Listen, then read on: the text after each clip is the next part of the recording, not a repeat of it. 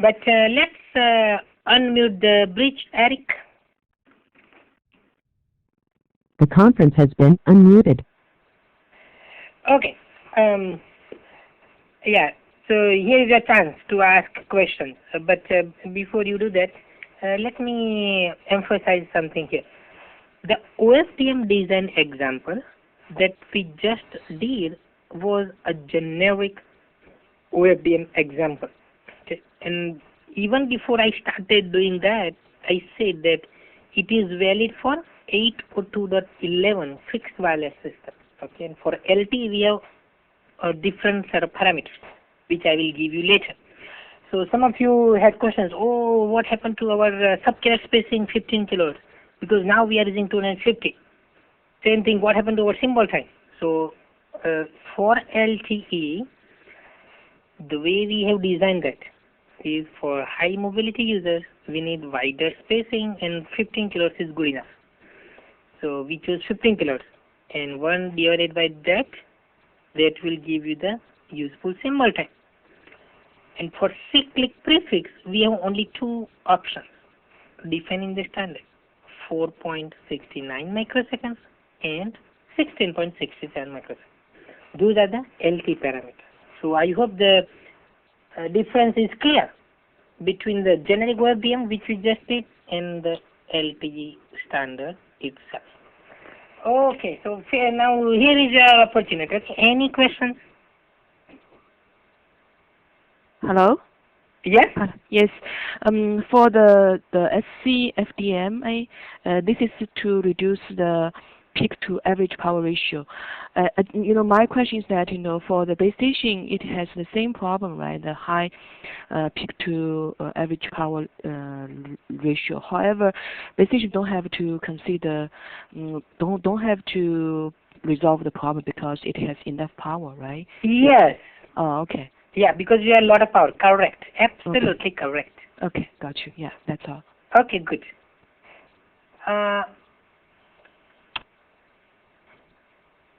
Oh, yes. Okay, so so Derek has a good comment. So when I gave you the LT data rates, right? I just divided the number of bits by, okay, let's go to that calculation. Okay, so we said, okay, if we had 1200 subcarriers, right? Okay, see, I said, okay, if we had 6, then we could have supported half megabits per second, right? And at that time, I just divided by the useful symbol time. Okay, and if you want to calculate more accurate, then you already know we should put the cyclic prefix as well. So it should be then 5 microseconds approximately, the exact number 4.69, and that will give you 71 microseconds. So if you want to do more accurate calculation, you already know how to do that, right? You should do 36 bits divided by the 71. And if you want to do even more accurate calculation, then you have to account for overhead and other things. Okay, but I just wanted to convey you the idea. Okay, but there is still some other overhead. We have pilot, right, reference signal that occupies some time period. Then we have some other overhead type channels and signals. We have synchronization signals, broadcast channel. Then we have so-called control channel, and there are many other overhead channels. Okay, that will reduce the data rate by some amount. Okay, but this will give you an approximate idea. Okay. Okay, very good. So, okay, now there is another question that if we have 71 microseconds, shouldn't it change the subcarrier spacing? Always remember the following. Okay, I will give you that rule. Okay. So, subcarrier spacing is 1 divided by modulation symbol period, same as useful symbol time Okay, useful OFDM symbol type. Okay. So this is what we are talking about. 1 cycle, 2 cycles. Okay, this is our useful symbol time or modulation symbol period. So if you want to calculate subcarrier spacing, this is the formula. Now when you add cyclic prefix, we are not touching, we are not changing the subcarrier spacing.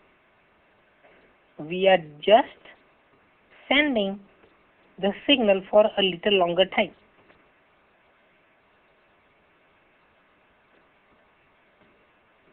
So we are not changing the subcarrier spacing or anything like that. We are just sending the same frequency signal for a little longer time. That's it.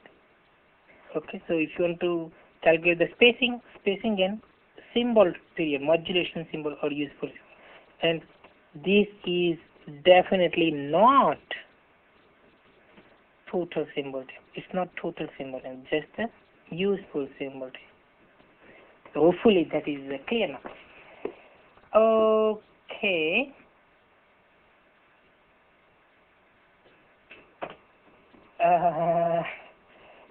Is there an LT concept of shared and dedicated?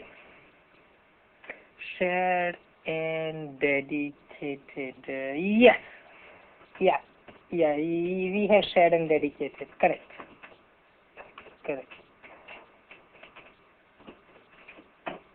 Okay, so we do have that kind of concept. That is correct. Okay, then one more follow-up question. You are adding around 1 kilohertz spacing interference somehow.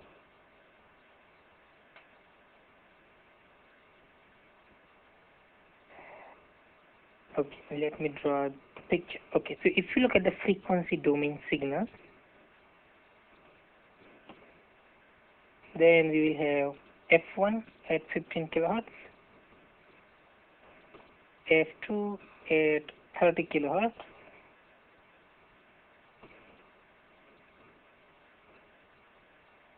and so on. So we will always have that fixed spacing, and from the interference perspective, there is no effect on the spacing. Okay, so the only thing we are doing is in the time domain we are sending that signal. Right? If you have spectrum analyzer and you look at the frequency domain view, then you will see that you still have F1 at 15 kilohertz. Okay, you will not have different frequency. You will see frequency component at 15 kilohertz, 30 kilohertz, etc. Okay, but since we are sending signals for finite time, you will see side lobes like that. But we really do not touch the spacing, and there is no impact on inter-carrier interference. Inter-carrier interference is still governed by 15 kilohertz space. Okay. So if you still have some additional questions or concerns, then we can resume after the session is over. Okay.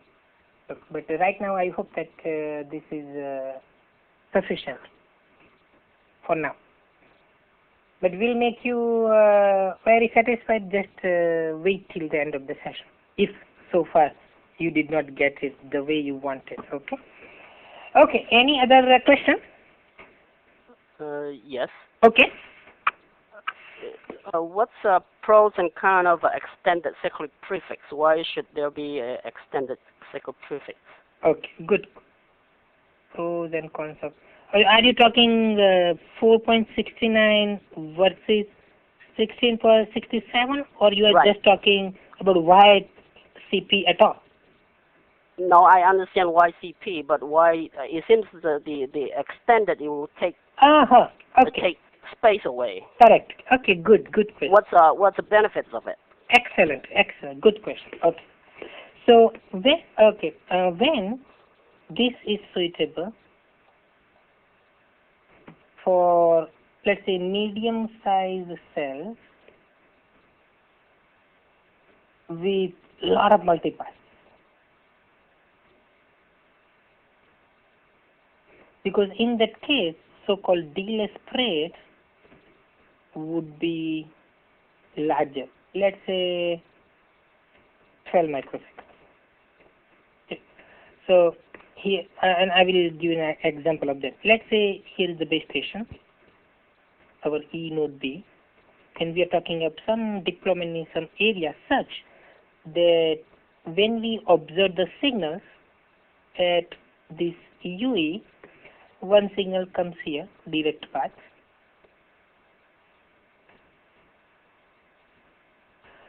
Some signal gets reflected from somewhere, comes here, reflected, yet other signal gets reflected. Okay, and now I will draw.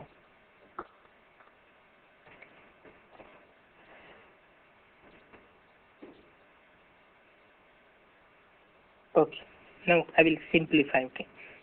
Okay, let's say the difference between the earliest arriving multipath and the late arriving strong multipath is 12 microseconds. So in that case, if you use short cyclic prefix, then we have problems, right? Because we must have to control inter-symbol interference, we must have cyclic prefix or cyclic extension greater than delay spread. Okay, should be long enough. And here we have 12 microseconds long delay spread. So if we use 4 microseconds, then there will be a lot of inter-symbol interference. So we want to make sure that it is always greater than delay spread. So in this case, 4.69 is not sufficient. And then we must choose the longer one so that we can minimize or avoid inter-symbol interference. Now, what is the drawback? Okay, of course, if you use longer symbol time, we have more overhead, right? Because you have less time to send data, and more time is occupied by the cyclic prefix. So that would be the drawback. So did you get your answer? Yes. So I think the guideline is pretty loose, right? Doesn't whether is the share channel need to be extended or the control channel need to be extended. Correct. No, everything is extended.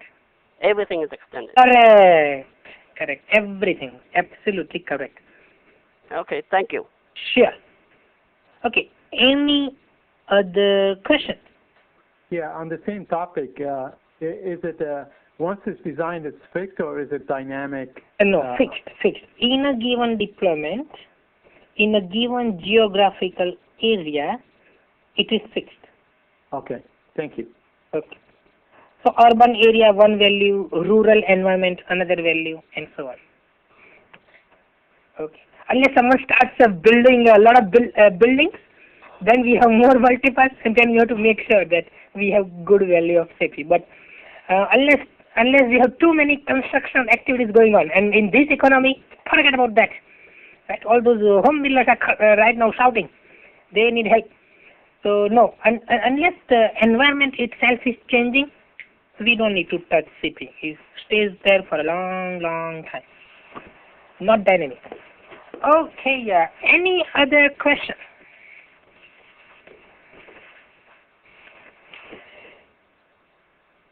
Good. So, okay. So let's get back to our presentation and mute the bridge, please, Eric. The conference has been muted.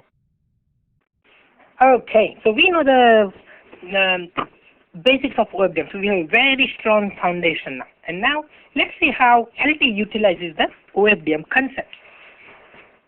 At a high level, we already know duplexing, FTD, TDD, half FTD. Okay. You might not have heard about half FTD. Basically, this is low cost TUE. So these kind of UEs, at any given time instant, either they receive something from base station or they send something in the uplink. They cannot do transmission and reception at the same time because there is only one transceiver. Okay, and that will reduce the cost of the UE. But for all practical purposes, I expect FDD to be more prevalent.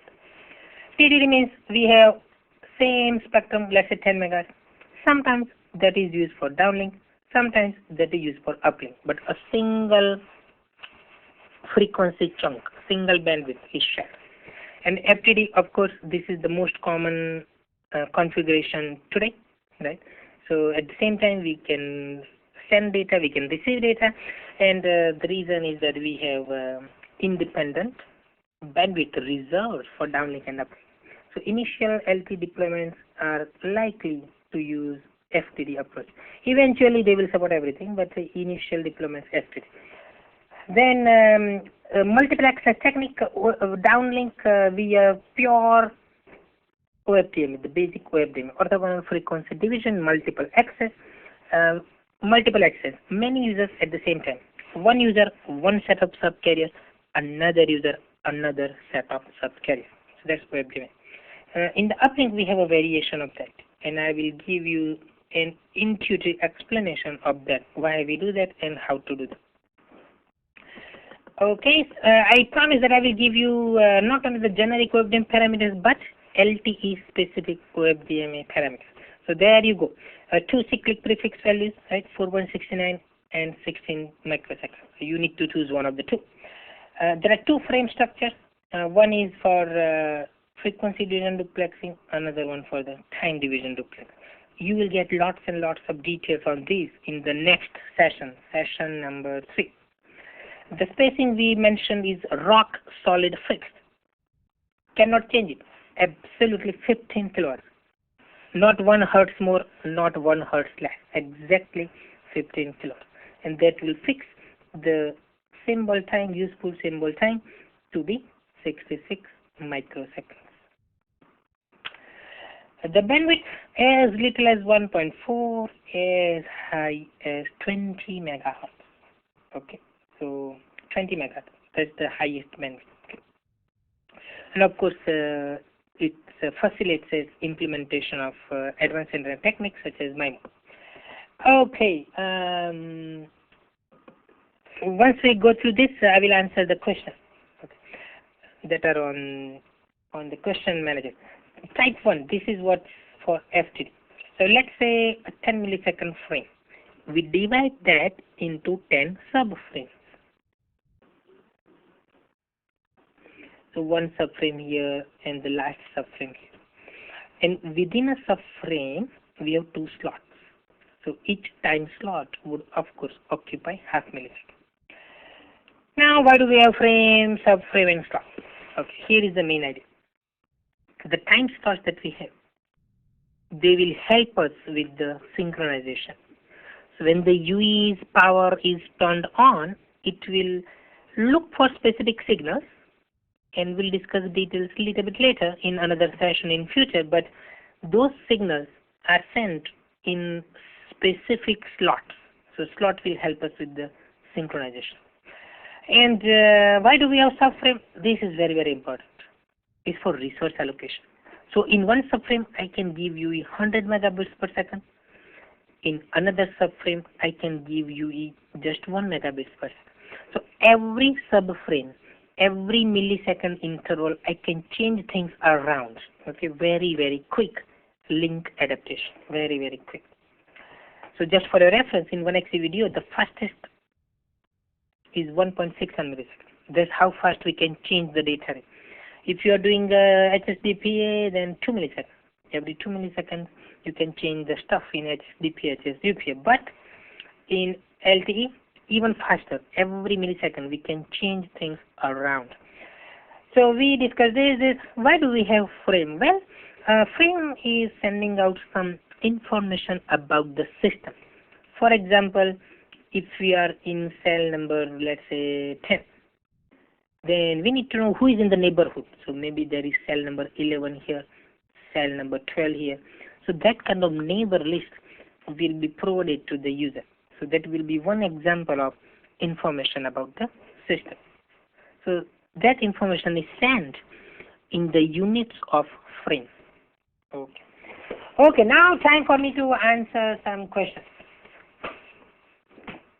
Okay, and you might have noticed that I just send okay or yes, no, something like that in response to a question.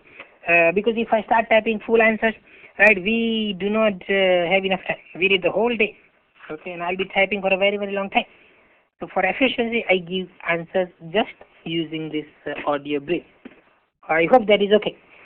So we have frequency region duplex, different subcarriers. Any recommendation? 10 megahertz. 10 megahertz would be the most widely used configuration, because based on some auctions that I saw, they had chunks. For example, advanced wireless services, they had 10 megahertz chunks, I think. And if you want to get good performance, you really need 10 megahertz in 4G. If you do not have 10, then 5. But to get true 4G performance, you really need 10 megahertz. Okay. So 10 megahertz FTD. So 10 megahertz downlink, 10 megahertz uplink, total of 20 megahertz spectrum. For example, WiMAX deployment, they use sort of 10 megahertz spectrum within a given cell or sector. Okay, so that's that. One more question. The advantage of half FTD. A simplified receiver design. You don't need to transmit and receive at the same time. So you have less processing requirements, and not only that, you have just a single transmitter receiver. You do not need two separate transmitter and receiver. Just one block is good enough. Otherwise, if you're doing FDD, which we do today, we need transmitter that is working. At the same time, we need receiver that is also working, because we have downlink uplink going at the same time. So that requires more processing power. We need more signal processing blocks in our system. Could be UE, you can think of from the NORBI perspective, but that is the idea. So low cost, it will reduce the cost. And compared to TDD, from the base station's perspective, base station is doing everything at the same time, downlink, uplink. So base station is doing full FTD. But some UEs will get only downlink. Some UEs will get only uplink at that time. So it is only from the UE's perspective. As far as the base station is concerned, base station is doing uplink, downlink all the time. But some UEs do not support that. Okay, so for a specific UE, maybe it will only transmit or receive at the same time. But if it transmits, it will use one frequency band. It will receive another distinct carrier frequency. So hopefully that answers your question. Then associated subcarriers for each bandwidth. Oh, okay, very easy. So basic idea there is that if you have 20 megahertz spectrum, then you will have 1200 data subcarriers. The subcarriers that you can really use to send data, your modulation symbol. If you're 10 megahertz, just linearly scale it down. So 1200 divided by 2, 600. Okay. So this way you can calculate for whatever band you have. I mean, whatever the bandwidth you have. Okay. So hopefully that answers your question. Absolutely perfect. Someone already did the calculation that if you have one time slot, how many OFDM symbols? So 7 is the correct answer. If you have short cyclic prefix 7, so that is correct. And why split not 4, 5 other figures? Why? Okay, so there is little bit of history there. So what happened? Some people wanted half millisecond frame, subframe. Some people wanted 1 millisecond subframe. Then the standard compromise that okay, let's have both the structures. So that's why. If you have 2 short slots, then it becomes too much because you will have a lot of overhead and it will sort of complicate the processing of the information. So that's why we just chose 2. I will give you one idea why we do that. From one slot to the next slot, we can do frequency hopping. So they thought that this is good enough. Half millisecond interval frequency hopping is good enough. Okay, so hopefully you have got answers to your questions. But as I have said in the past, anytime the answer is below satisfactory, we want you to be 100% happy. Free. You are free to ask a follow-up question. Okay, and after you have asked 4 or 5 times the same thing, if I think we are running out of time, then after the session we can continue our discussion. Okay, so all things are clear. So let's get back to our presentation here. So structure. So we have one subframe divided into 2 slots here, and we know why we have frame, why we have subframe, and why we have slot. So we already know that. Now OFDMA transmitter. So if you look at the standard, this is the block diagram that you will find. So basically, let's say we have some sort of information bits, then we do the coding, let's say turbo coding, and what comes out of the turbo coding? Essentially, that is the code word. Code word. That's what we are showing here. This is a code word. Then we scramble the data, do the modulation. Do not worry too much about this layer mapping and pre-coding right now. Just remember, this is to support advanced antenna technique. We have a whole session dedicated to advanced antenna technique. So we will give these blocks justice at that time. So right now, just assume that okay, some modulation symbol, they will essentially be going over specific subcarriers. Now, one thing we have not mentioned. What is this resource element? A resource element is nothing but one subcarrier and one modulation symbol time. Okay, that is the resource element. So basically what we are saying is that during a 66 microsecond symbol time, one subcarrier will carry this one modulation symbol. Okay, so that is your resource element. One resource element means one subcarrier and 66 microsecond time period. Okay. And if you want to be more accurate, then you can add cyclic prefix and make it total symbol time. That is little more accurate. Okay, so we are basically putting some modulation symbol on a specific set of subcarriers, and then we generate the OFDM signal. We already know how to do that. This is IFFT. Okay, then we get a strange looking signal. Essentially, this is the baseband. Then you can add cyclic prefix, do the frequency up conversion, send it over the antenna. So here we have 2 antennas. The maximum number of antennas is 4. So it could be 1 all the way up to 4. And if you are interested in the mathematical formula, right, how the base station actually combines the signal, then here is your opportunity. If you look at the standard, then you will see the formula here. So the basic idea here is that this is your modulation symbol, and that modulation symbol is going over a specific subcarrier. So K is the subcarrier number. The reason that we have 2 parts here, one part here and another part here, is that there is DC in between and there is no transmission on DC. So basically what we are saying is left part of the spectrum and the right part of the spectrum. This is how we combine. Okay, now let's contrast OFDMA with SC-FDMA, because OFDMA is used in the downlink, but SC-FDMA is in the uplink.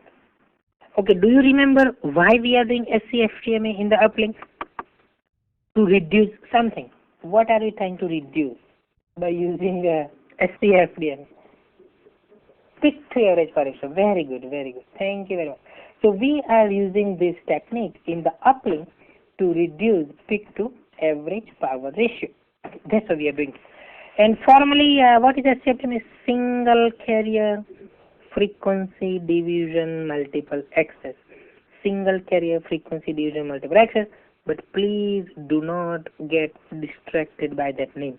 We indeed give many subcarriers to the user. So user is indeed sending information on many subcarriers. And we are really using OFDMA, meaning the subcarriers that the user transmits are still orthogonal to one another. Okay, but the reason that we call this SC-FDMA, it will become clear little later. But the name that I personally like and standard uses it in some places is DFTS OFDMA. DFT spread OFDMA, discrete Fourier transform spread OFDMA. And you will see why I like that. You will see in the next few minutes. Okay, so let's contrast SC-FDMA with OFDMA. I will give you a simple conceptual perspective. Okay, in the meantime, I will answer that question. That why we are not using FFT instead of DFT. Okay, and basically FFT is faster way of doing the DFT. And why we are saying faster? And the number of samples has to be power of 2. And the reason that we do DFT, for example, we allocate 12 subcarriers, 24, 12 times 2, etc. The frequency unit is in the units of a dozen subcarriers. So a user gets something in multiples of 12. Okay. So that's why we cannot do direct FFT, because 12 is not a power of 2. Okay. So we were about to contrast OFDMA with SC-FDMA. Okay, so I will again give you simplified view. So basically we have modulation symbols, S1, S2, etc. This goes over one subcarrier, symbol to F2, and finally F. Then we have this nice digital signal processing block, IFFT, that will combine the signal and give us something that looks like noise, some strange looking signal, but buried inside the strange looking signal we have orthogonal subcarriers. So these are all sample points, digital signals, so we have sample points. Okay, now let's pick some time instant. Let's say this sample time. If you observe the amplitude or the power of that signal, at the time it's a function of all modulation symbols. So the amplitude at any given time is influenced by all modulation symbols. So this symbol will affect that. Symbol 2 will affect the amplitude. The last symbol will affect it. And that's what gives a high peak to average power ratio, because we are adding random numbers in some fashion.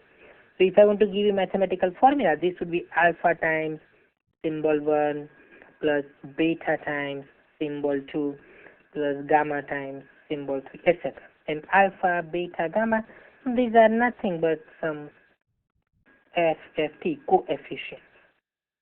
So basically, in summary, at any given time instant, if you observe the power of that waveform, it will be a function of all modulations. And because of that reason, we have sometimes suddenly high peak power requirements.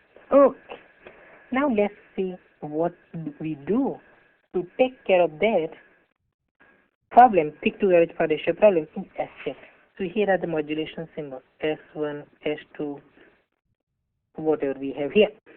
But then we do this extra processing.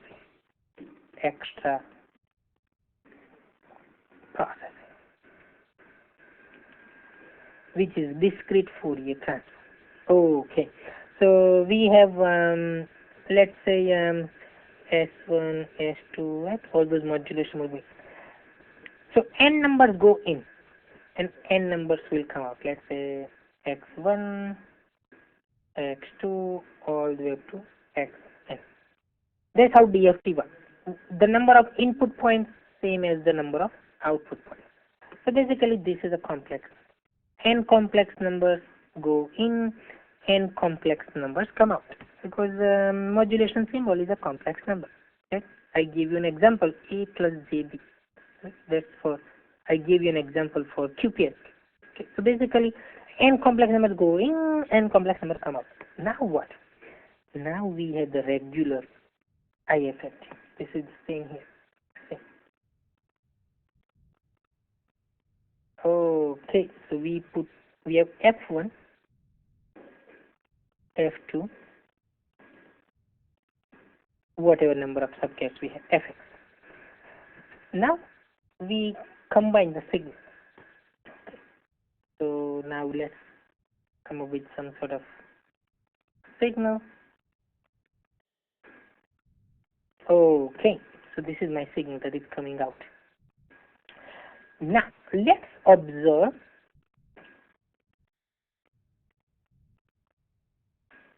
the power or the amplitude at this time instant. Now if you observe that is a function of a single modulation symbol.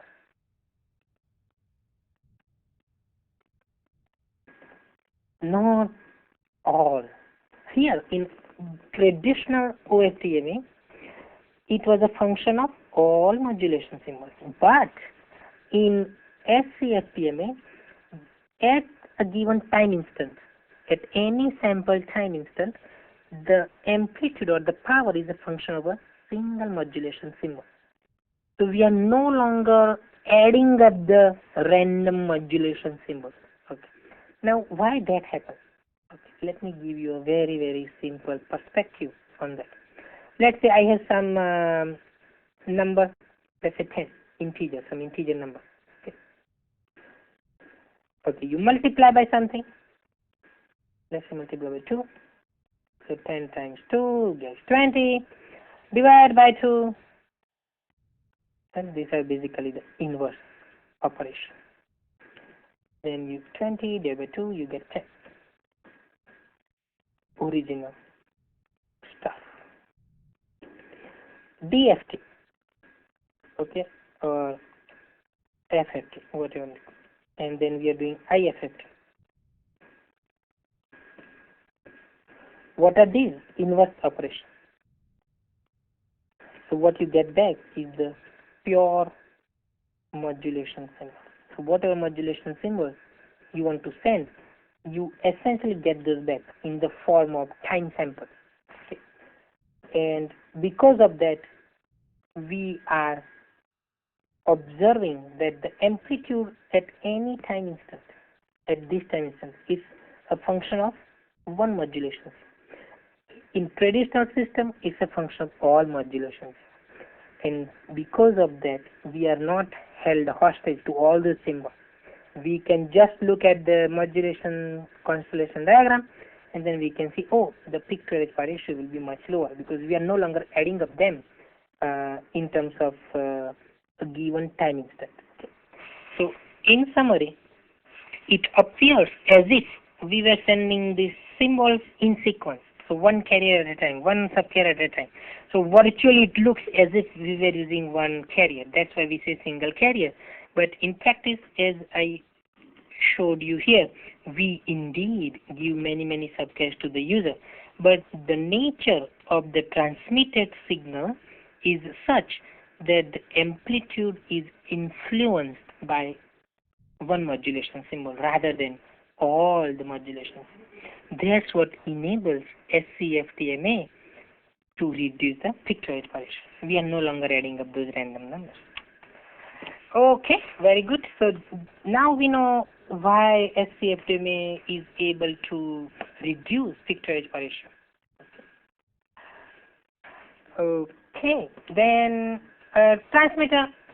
So we have a code word, code symbols, right, from turbo code.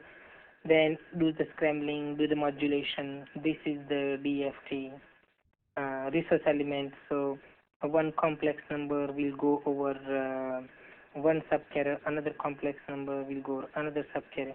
And SC-FDMA, this is the regular IFFT, and then we get that strange looking signal. If you are looking at the standard 36.211, then you will see that we are multiplying the complex number. This is your modulation symbol. We are multiplying modulation symbols by this exponential function, and that is your discrete Fourier transform. So transform precoder is nothing but discrete Fourier transform.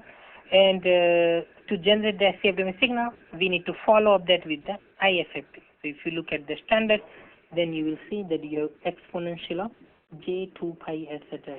So your k here is the subcarrier number. Okay, and that will carry this complex number. Okay, that is coming out of the DFT. Okay. How do we support multiple users in the uplink? So we are giving one user one part of the spectrum. Then we have another user number B, we give another part of the spectrum. Okay. So basically we allocate different sets of subcarriers to different users. Okay. And this way we can support multiple users. We have some questions. I will get to those in next couple of minutes. Why SC-FDMA we already know? To reduce the peak to average power ratio. And we can exploit that in a variety of ways. For example, if you keep the transmit power fixed, okay, let's say 23 dBm, and if you lower peak to average power ratio, it means your link budget will be better because you have more power available on average. It means that your cell size is now increasing. So there's one way. Or you can buy lower ratings of power amplifier, and that will reduce the cost of the UE. So these are two basic ways in which we can exploit a reduction in peak to average ratio. Okay, let me answer the questions. Okay, why we do not use that in the downlink? Okay, the simple answer is that we have lots and lots of power at the base station. And one thing I did not mention, but let me go back to the SC-FDMA discussion here. You see here the transmitter has to do this extra processing, right? Discrete Fourier transform. So the receiver needs to do the reverse processing. So SC-FDMA receiver, which is now for the uplink, that becomes the base station receiver. So it has to do FFT because some strange looking signal will be there, and then it has to do inverse discrete Fourier transform. So this is the extra process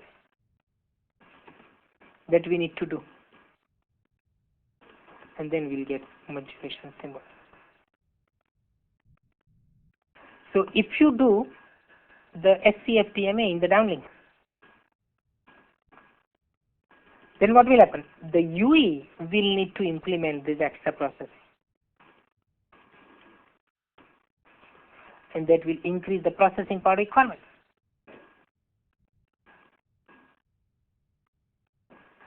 So we do not want to do that. We want to keep the UEs as simple as possible. We are already complicating the transmitter, but the receiver is even more complex. Easy to transmit the signal, very difficult to receive the signal and decode the signal. So to keep the complexity of the UE receiver low, we do not do that. And another reason is we already have a lot of power available at the base station, so no need to worry about that. Okay, very good. Why not skip the operation? Implement it. So we cannot just send the symbol directly because we need some amplitude, some phase, right? And the way to put that as part of the signal is to carry out those operations. By the way, if you directly put the modulation symbol on RF, that is true single carrier. So whatever you are saying, you can do that, but it will be impractical because you will need so much processing power requirements because you need to sample the signals the right way and so on, that it will be difficult, okay, for the receiver to do this.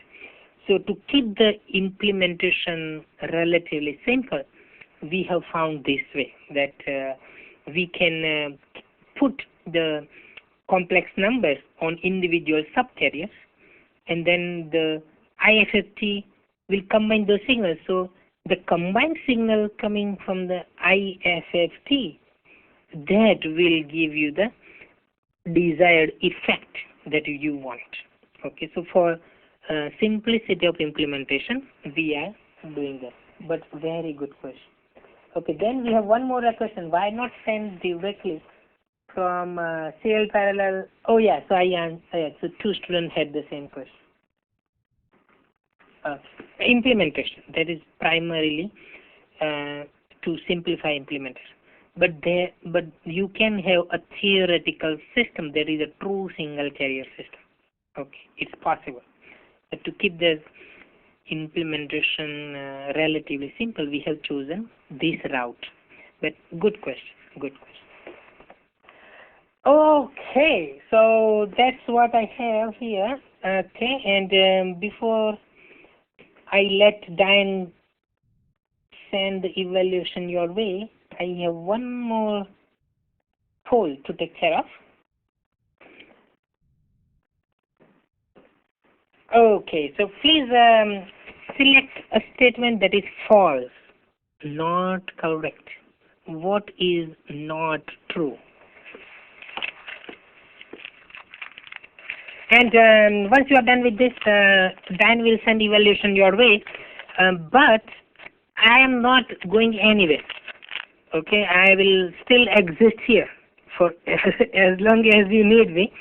So any questions you have, if you have some follow-up questions, you thought that the details were not up to the level you wanted, then you will have a lot of opportunities. I will be here, okay, as long as you need me.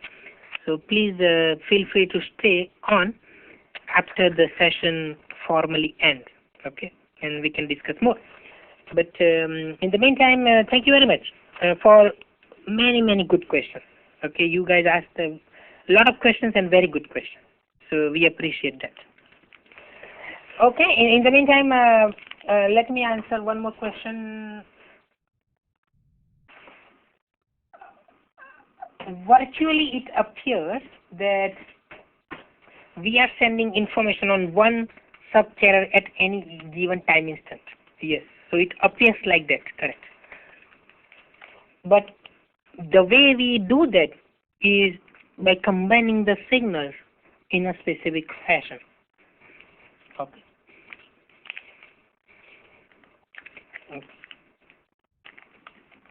So even though we have multiple subcarriers, right, virtually it appears as if we were sending one subcarrier at a time.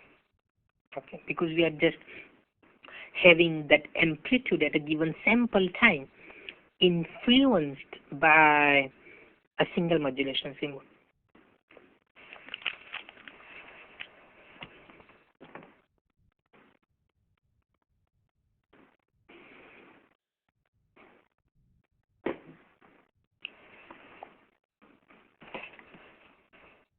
Okay. Oh, maybe I should keep it open. Okay. Maybe some folks are still working. Okay. We'll give you one more minute.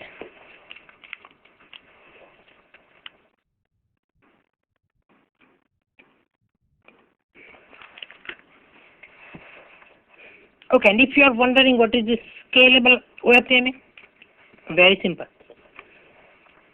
scalable OFDMA means the sub-carrier spacing never changes.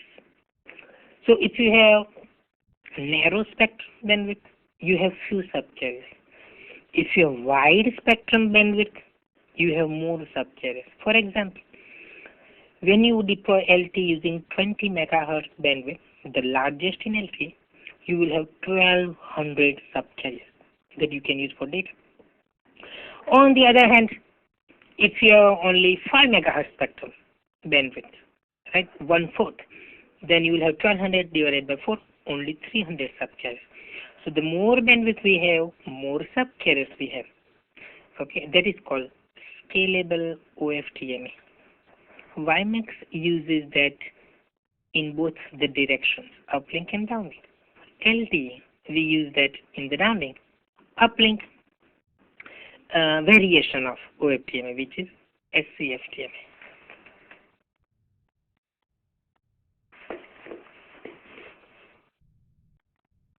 Oh, mega chips, data rate, same thing, same idea.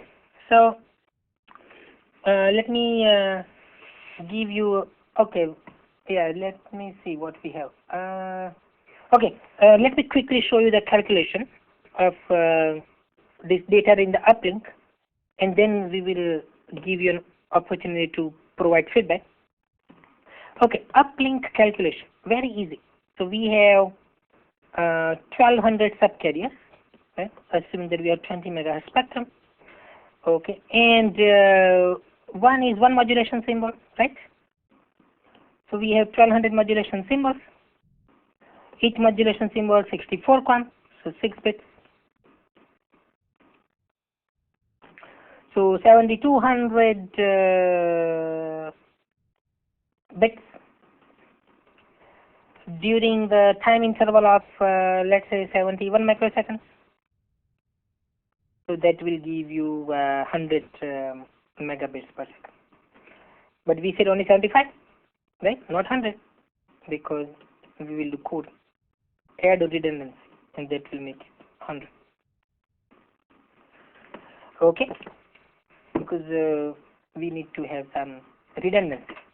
Okay, so we send all the subcarriers over a whole bandwidth. Correct. Absolutely correct. Okay. That all the subcarriers are sent during the tiny interval of 71 microseconds. That is correct. Okay, now thank you very much, folks, for asking good questions. I'll be here after the session is over. So, Dan, you are in control. Yes. Okay, great. I thank you very much, Nishith, for your good presentation again, and also for the good questions that have come in on the questions and answers toolbar, as well as what you've done via when the bridge was open. So again, appreciate sending that. We will send the course completions that will go into your transcripts in the learning management system when we close out the class next week. And I have just displayed the end of course evaluation. And again, please change to full screen to complete. That can be done using your F5 function key. And then after you complete it, at the bottom in the lower left-hand corner is a proceed button. And would encourage you to please send that, please complete that, because that way we can make any mid-course direction things that we can do before we continue next week. So when you have done that, you're free to drop the bridge in live meeting when you're finished with the survey. And we'll see most of you back here next Thursday, November 20th, the same time, same place, same live meeting bridge, and same conference bridge. So would encourage you to return. And also Nishith is on to answer additional questions. It looks like you have a couple of questions in queue as well that you could answer now while folks are filling out the survey. I understand some people might be seeing a error page. I'm showing it on mine, so if you want to close and re-enter, I know that somebody had that same problem yesterday. Yeah. Diane, do you want me to open the bridge? Or yes, I'm sorry. open it, and then Nishis can answer questions both verbally as well as from the question manager. The conference has been unmuted.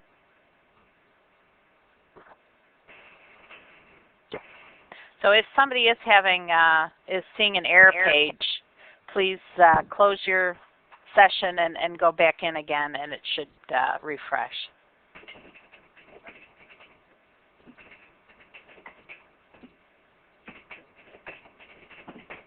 And I'm answering questions right now, okay? So Ming has a question, why the true single carrier will be sort of more complex. Okay, so I'm typing my answer as we speak.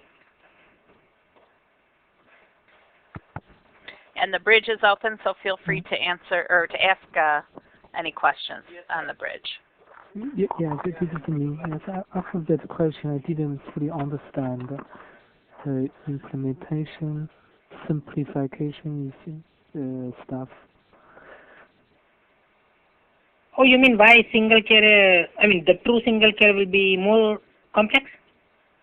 No, I mean, it should be simpler.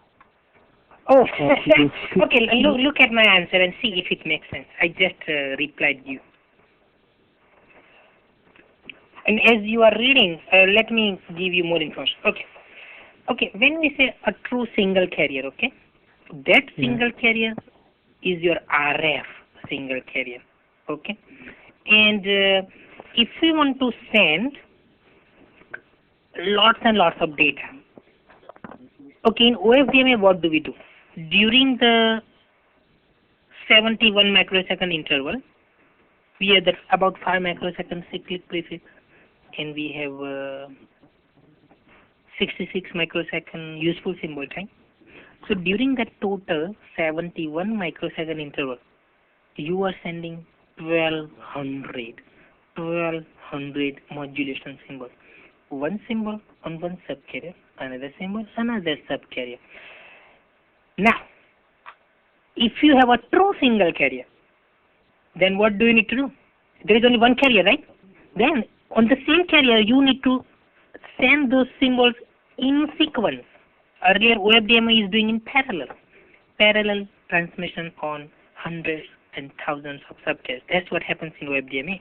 If you start doing true single carrier, then your modulation symbol time, right, will be very, very short. You cannot use you cannot use total of 71 microseconds. There is no way. Because in that case, you are affecting data rate. So if you want to get high data rate, you need to have very, very short modulation symbol time.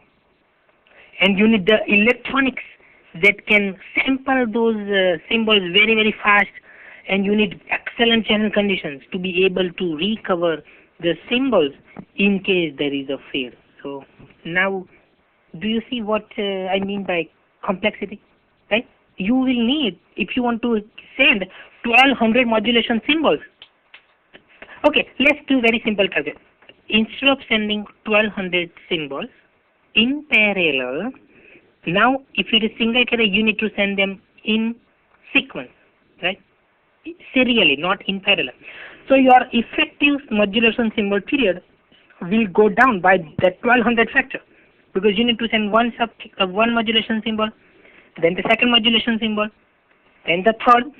All of that you must do within the same 70 microseconds that you are doing today with OFDMA. So your modulation symbol time ultra short. So if you are a receiver and you want to record that signal, you need to sample that very, very fast, right? You cannot just have this OFDMA, let's say 1024 samples. You need to go to individual modulation symbol period, which is ultra short. 70 microseconds divided by 1200, very, very short. And within that you need to take samples. So it will be too much for the electron. And now does that make sense? I will think it over after the class. Okay. But you have my email address, okay? So feel free to ask more questions. But think along these lines, that instead of doing parallel transmission on many, many subcarriers during the same 70 microsecond time interval, if you want to do in sequence, one after one. One symbol, then another symbol, then another symbol. Then imagine what would be the symbol time, right? And then that will give you some food for thought. Okay, thank you. Okay, you are welcome. Thank you. Okay, I'm here, okay? Not going anywhere. So feel free. I have nothing else to do. Because we have now lunch time here. So nothing other than lunch. So feel free to ask questions.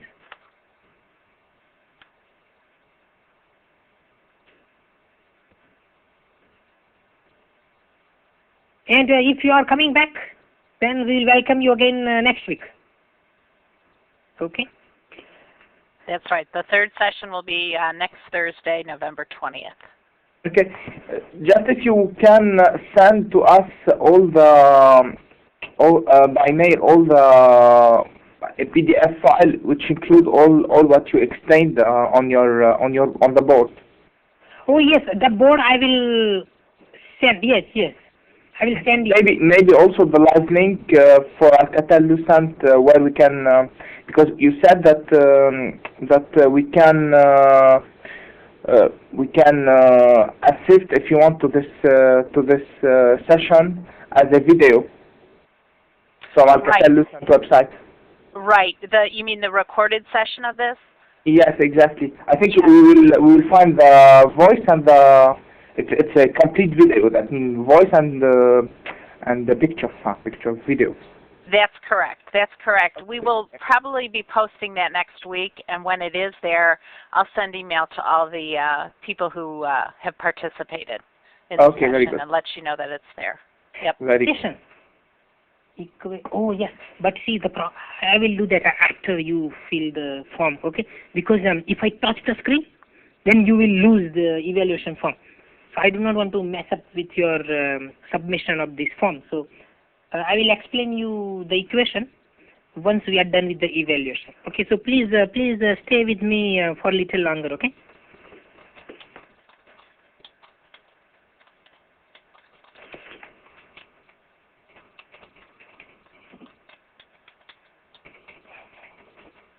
Because that has happened in the past. If I start explaining the stuff, then you guys will lose the evaluation form. Okay. That's right. So sorry, but please wait for me.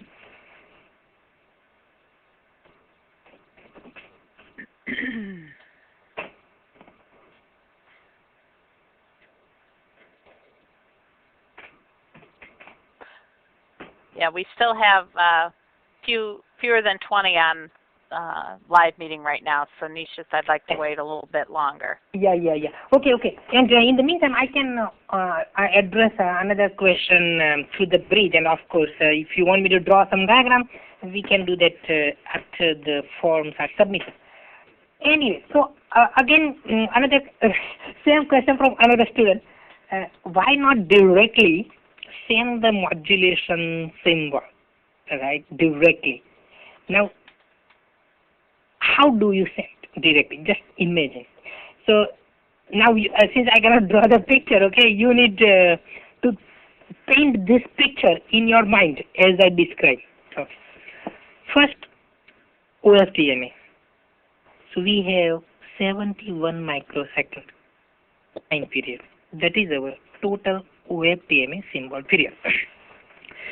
Now, what is inside that symbol time period? We have 1200 subcarriers. First subcarrier, one sine wave. Second subcarrier, 2 cycles of the sine wave, and so on. So we have all those subcarriers that are going over the air at the same time, exactly at the same time. And we know that one subcarrier will carry one modulation symbol. Okay. So basically, during a 71 microsecond time interval, 1200 modulation symbols are sent in parallel. 1200 in parallel. Okay. Because one subcarrier, one modulation symbol, second subcarrier, second modulation symbol, but all in parallel. Okay. Now let's say you do not want to do the DFT followed by IFFT in SC-FDMA. You directly want to send modulation symbols using a single carrier frequency. That was a question from another student as well. Now imagine how you would do that. So now you have one RF carrier frequency which would be at, let's say, 700 megahertz for Verizon Wireless. So you have that very, very high frequency RF waveform. And now you need to change amplitude and phase of that high frequency wave very, very quickly. Why? Because you want to send same data rate, let's say highest data rate. So you want to be able to send 1200 modulation symbols in same 71 microseconds, because you want to get high data rate. So you would like the capability of sending 1200 modulation symbols, but now using just single carrier frequency. So now your modulation symbol period, what is the length of that now? If you want to maintain the same data rate, it would be 71 microseconds divided by 1200. Because then whatever you get, it would be nanoseconds or maybe picoseconds. So during the tiny time interval, we have only one modulation symbol going on one carrier. Then you go to the next tiny modulation symbol period, second modulation symbol. So now instead of sending modulation symbols in parallel in OFDMA, now you have transformed that into a true single carrier system. But the problem is your modulation symbol period is very, very short. And if you want to recover that signal in a wireless environment, you need God's help and lot of luck, because the wireless environment is not kind. Right? We have a lot of failing. So when there is a fail, you would lose bunch of modulation symbols. Okay, hundreds of them. And then if you have too many symbols in error because of the fail, our decoder cannot rectify those errors. So that would be one major problem. Assuming that you have line of sight, maybe a cable running, then what is the problem?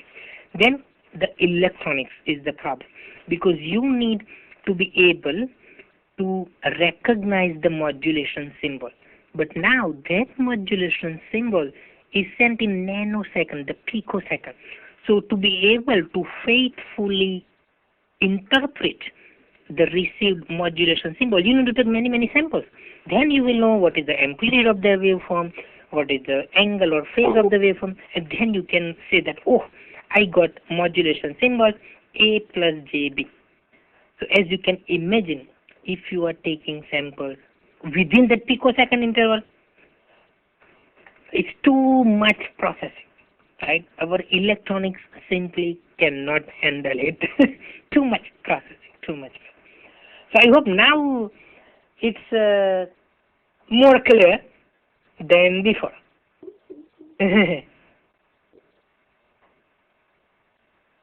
And if you have to think about it and then send me email. Okay.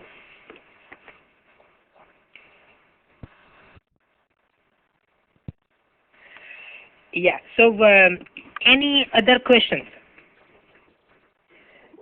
Okay, so feel free as you are filling out the evaluation form. And thanks for asking questions through the questions and answers box, also the audio bridge.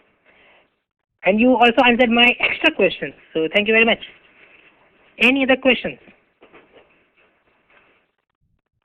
I just need to draw one more diagram.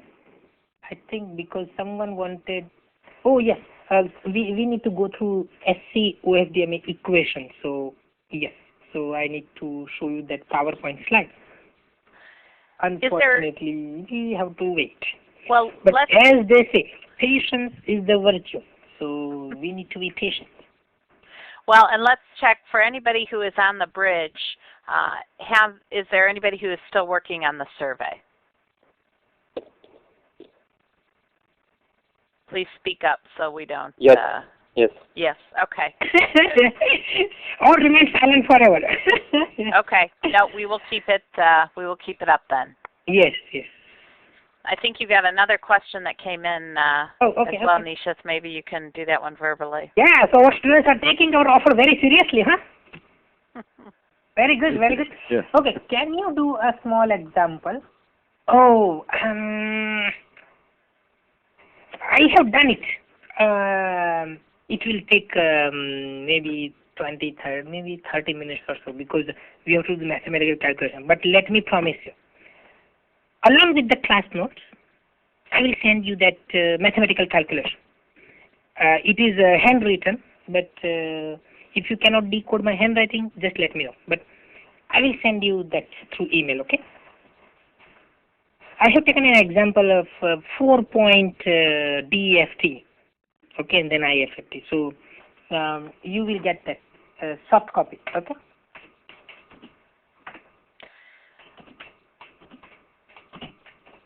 And Nishith, and you'll send that with the class notes, correct? Exactly, exactly.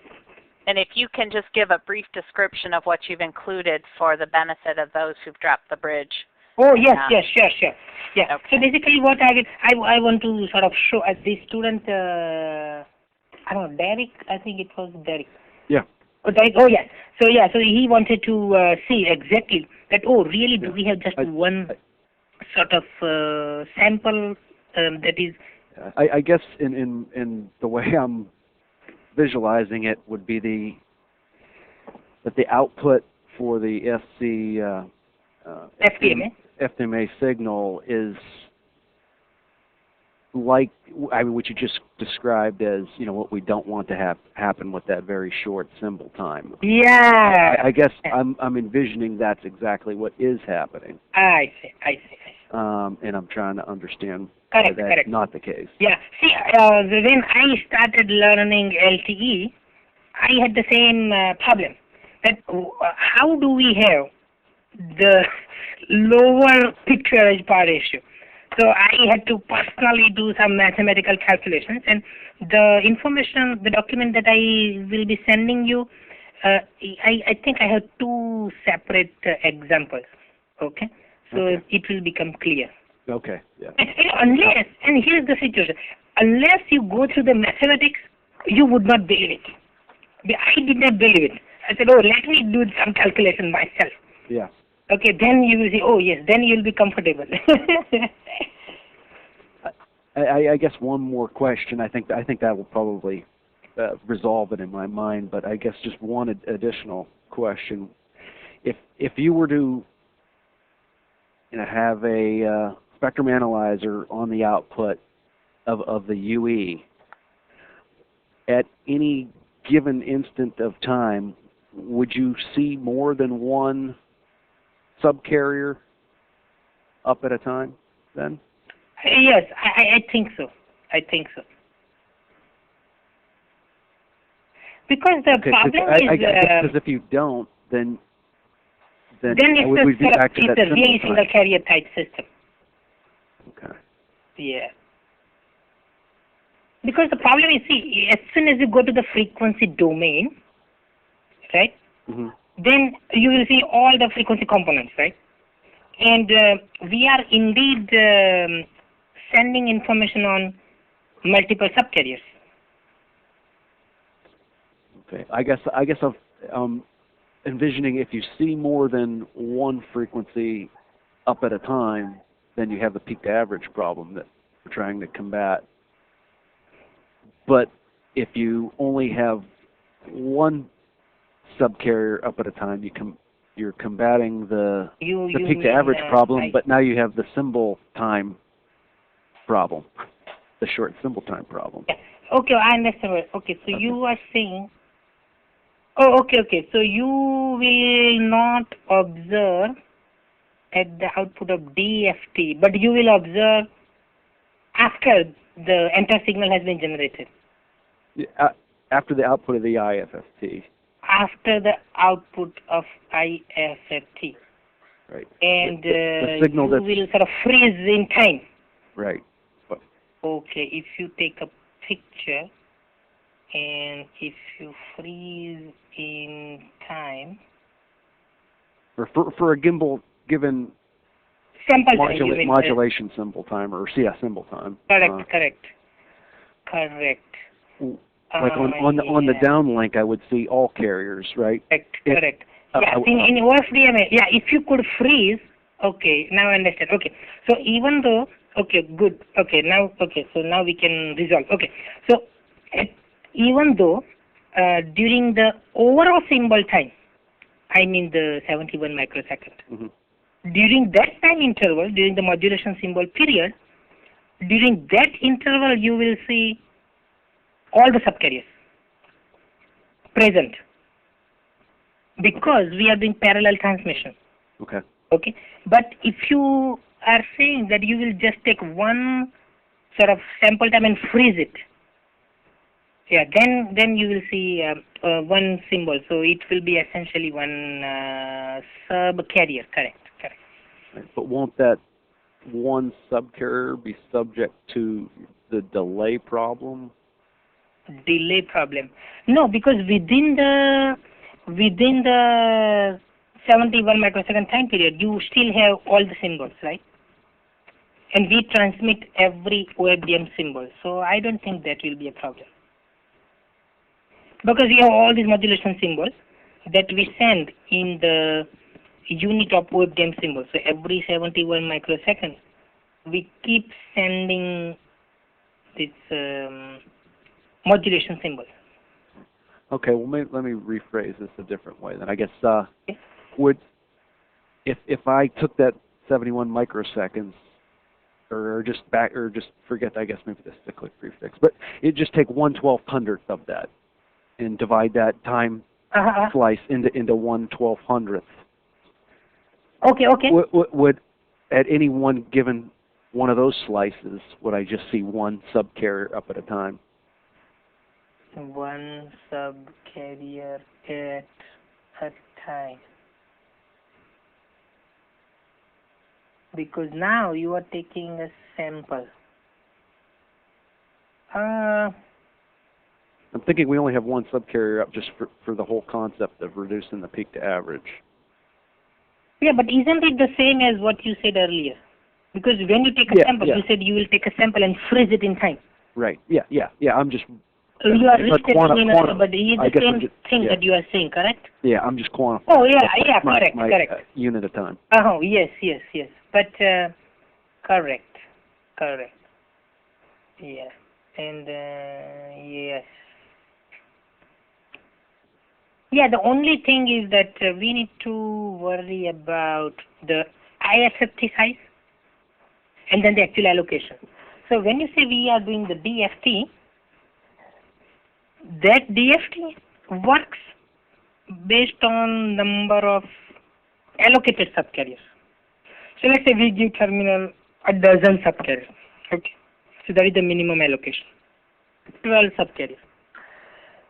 So when you do DFT, then you will have 12 subcarriers. And when you do the IFFT, you will lose the whole, let's say, 1024 point IFFT. But of course, you will put zeros where there is no modulation symbol. Okay. So in terms of the sample time instance, you will not change that. So that's I'm a little bit hesitant to say that the 71 microsecond is divided into 1200 time intervals. Yeah, because it will be the function of... Yeah, basically sample time you should not touch. Okay. Sample time should be related to the overall IFFT size. So for example, let's say you have 10 megahertz deployment, then the sample time would be this 71 microseconds. Oh, actually not 71. It should be 66 microseconds, and within 66 you should have 1024. Okay, so that should be your sample time. So sample time, let me summarize again. Sample time should be the useful symbol time divided by FFT size. So that should not be changed. Okay. So the sample time should not change. And if you freeze your spectrum analyzer at that kind of sample time, then you should see a given subcarrier and a modulation symbol at that time. Well, just one, though. Just one. Yes. If you have that kind of sample time, yes. Okay. Okay. Great. Well, I think that, and then the example, I think will. Okay. I mean, the worked example, I think. Okay. Both the conceptual and the. Okay. Math-wise. Okay. But of course you realize that we still have many subcarriers given to the user. It's just the nature of the transmitted signal is such that it appears as a single carrier at a given time instant.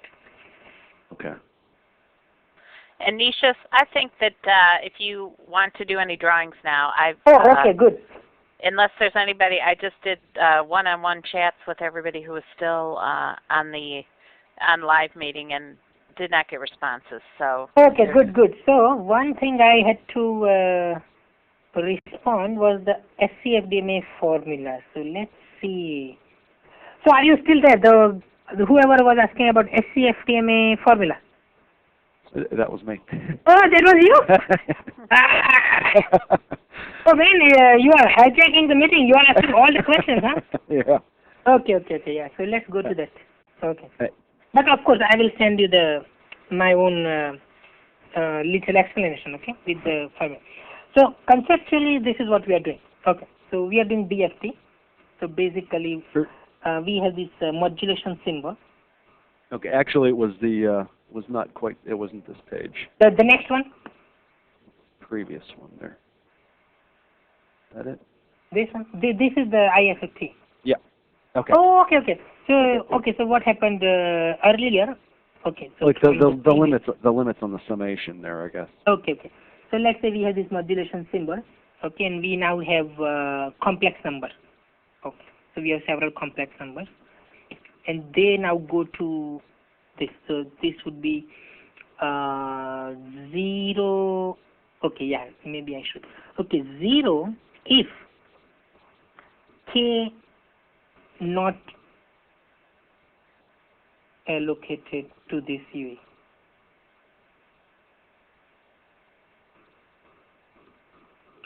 So if you are a UE who has been allocated, let's say, this part of the spectrum, let's say subcarrier 1, okay, let me pick some number, 96, 208.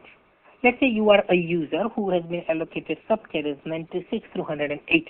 So basically you have a dozen subcarriers.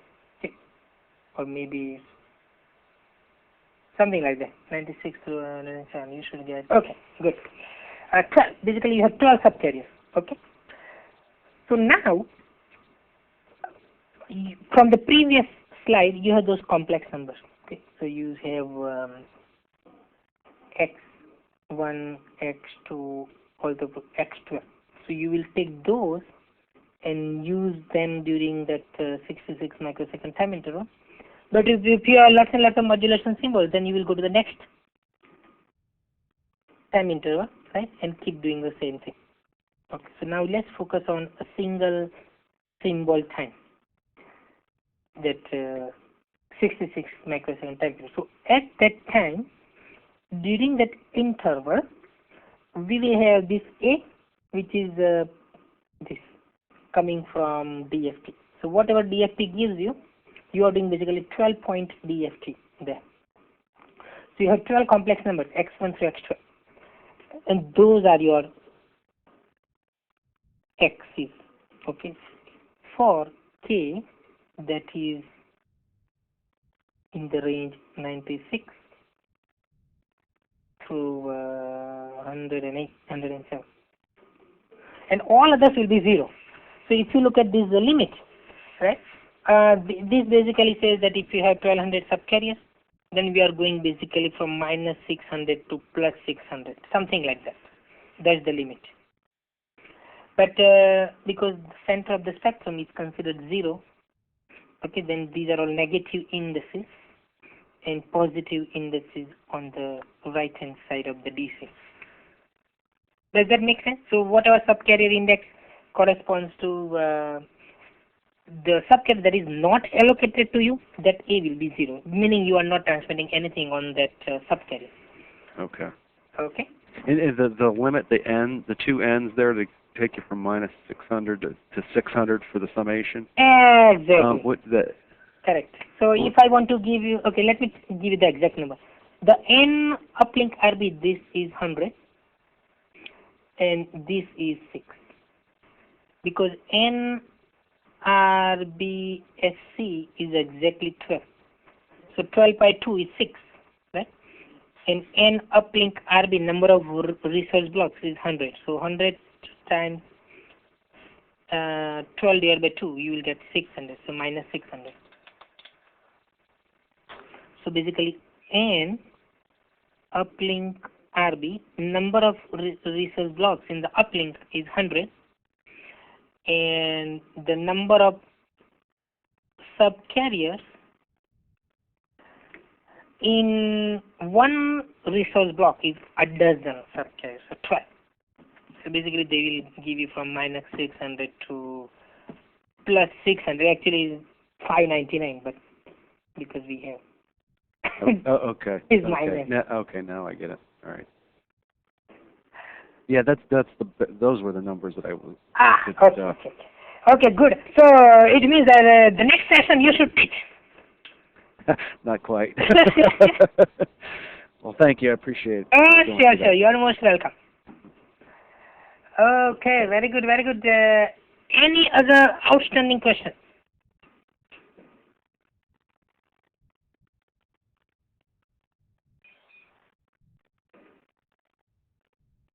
Going once? Going twice? Hey, you are copying me, so do you have the copyright? Yeah, I have patent on that. I am becoming Qualcomm. Okay, you